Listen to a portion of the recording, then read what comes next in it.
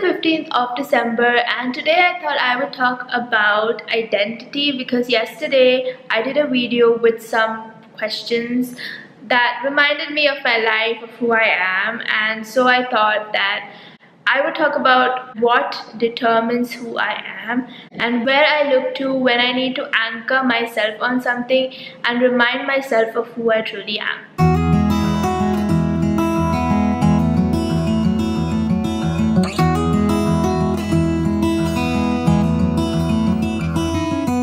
So as I thought about it, about who I am and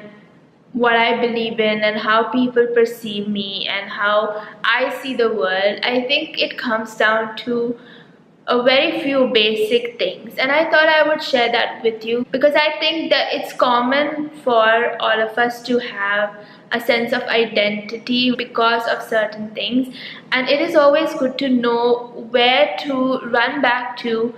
anchor yourself in that identity, because in our world it's very easy to lose ourselves. In our world it's very easy to get lost in so many things and information coming around us and coming into our minds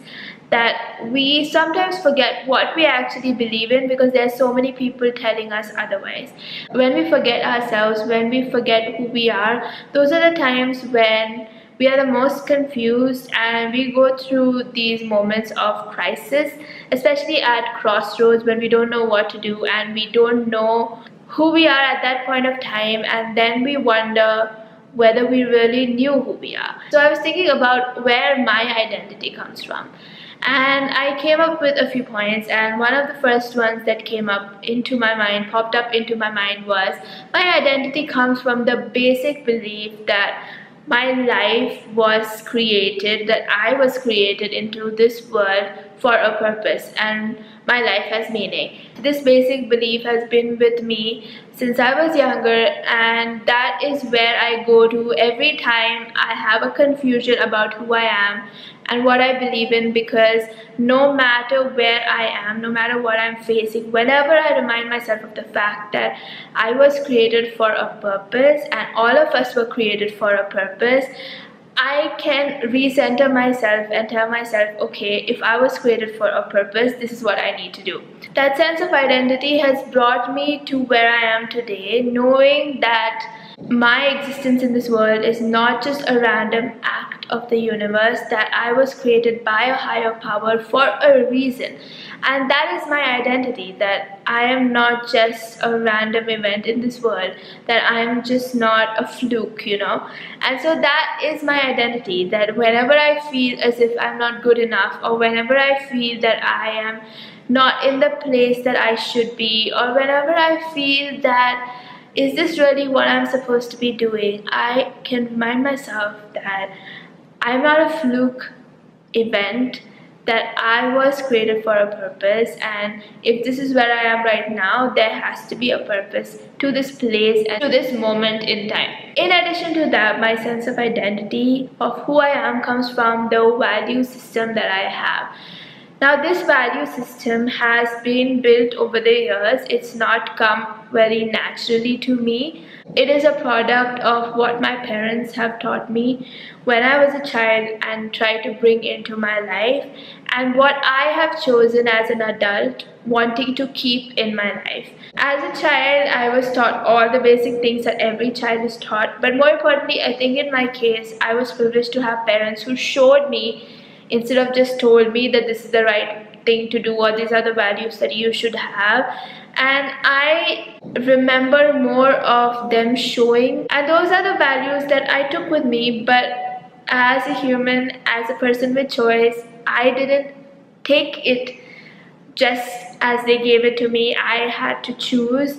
and it took me a while to choose something. Some things I accepted, and over the years I have come down to a certain set of values that I hold very important in my life and I keep very sacred in my life. And those are things that drive my life, that whenever I make decisions, even the small ones of how to talk to a person, these are things that drive my mind and they have become a part of me. There are still some that I'm trying to inculcate, but there are many that have been a part of me for years now, and I am thankful for the exposure that I got as a child, as a teenager, as an adult, to circumstances, to people, to situations where I could practice those values. I was given a lot of freedom by my parents because my dad always says this, that if I was to follow all the rules and to follow all that my parents taught me within the confines of my house, that's one thing. But if I could do that in the world with no parents looking over my shoulder, then that meant that I really had internalized those values. I'm paraphrasing him, but that's what he says. And so I got that freedom at a young age by my parents, thankfully, and I was able to exercise those values that they had taught me, those values that I had accepted into my life. And over time, they became a part of me and they dictate who I am.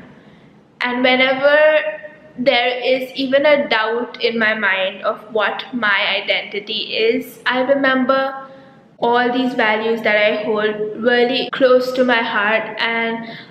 the fact that I was made for a purpose, and I can get through situations where my core being is questioned or my core identity is questioned, or when because people are very dismissive of each other, and so if there is something that one person believes, they believe that the other person should believe that as well and should act in the same way. And when that doesn't happen, they kind of dismiss you or make fun of you or say things to you,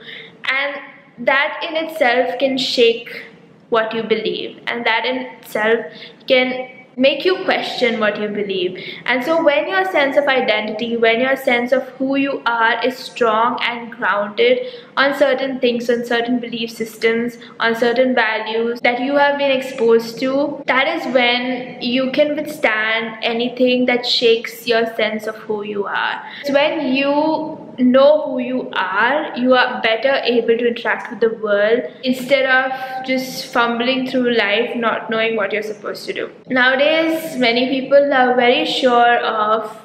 who they are in the terms of their personalities, or in terms of their dressing sense, or in terms of what food they like. But I think more important than those things is knowing who you are internally. What's the core of your being? What does your heart beat for?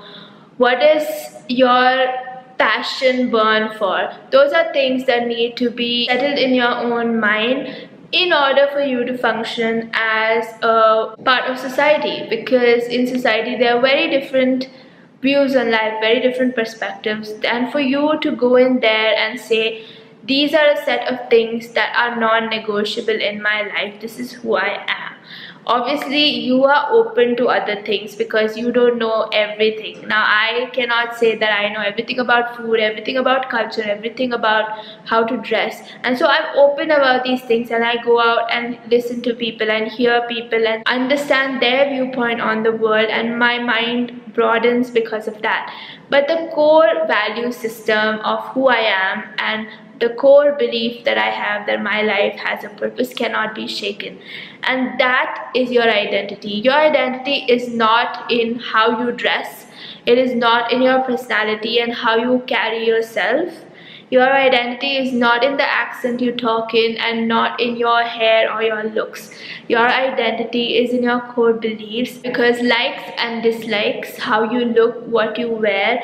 how you carry yourself will change over time. My perspective of identity is very different from the world's, because the world always looks at you based on what you portray to the outside world. How are you portraying yourself? Though what you believe in shows up in how you behave, I think that gets lost sometimes, even in our own minds. But trust me, identity is not who you are on the outside, it's who you are on the inside, and what you believe in in the core of your being. I know I'm saying that word a lot, core, but that's what it really is. And I want to drive home that point, because when you know who you are internally, when you know what you stand for, when you know your value systems, it becomes very easy to live in this world and function in this world without getting swayed this way or the other, without getting swayed by trends or fads, without getting swayed by the people in your life. Accents may change, your looks may change, your hair may change, but your core identity should never change. It can grow and evolve, but your core essence of your being, the place where you go when you want to center yourself, is your true identity. I would encourage you to find out what your identity is in and what you hold to be true for yourself, so that anytime you feel lost, anytime you feel out of sorts, you can anchor yourself in who you are and find your way back.